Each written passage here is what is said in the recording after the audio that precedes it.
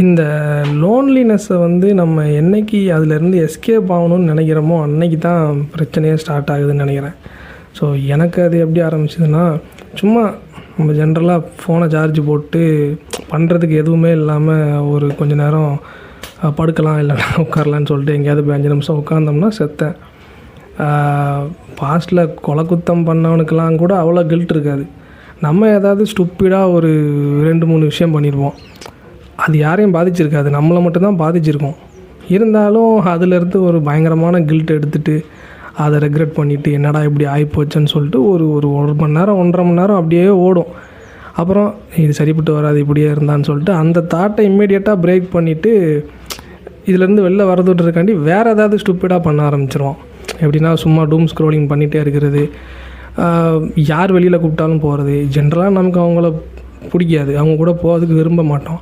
ஆனால் இதிலேருந்து எஸ்கேப் ஆகணுன்றதுக்காண்டி அதெல்லாம் பண்ண ஆரம்பிச்சிருவோம்.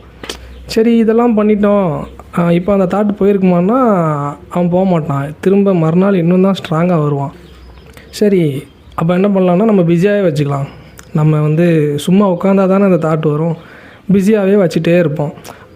ஆனால் அது ஃபிக்ஸே பண்ணாது இந்த பிரச்சனையை, ஈவன் இன்னும் வளர்த்து தான் விடும்.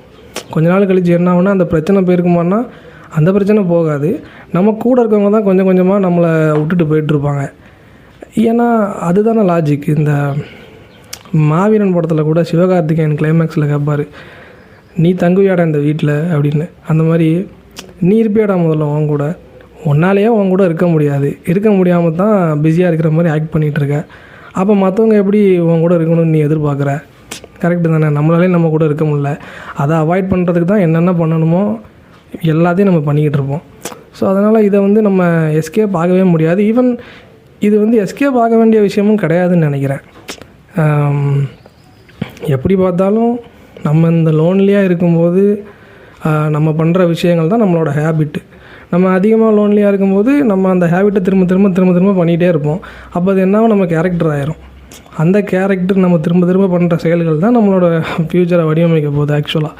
ஸோ அதனால் எப்படி பார்த்தாலும் லோன்லினஸ் தான் நம்மளோட ஃப்யூச்சரை டிசைட் பண்ணுறதுன்றதப்போ அதை நம்ம ப்ரொடக்டிவாக பயன்படுத்துகிறத தவிர நமக்கு வேறு வழியே இல்லை.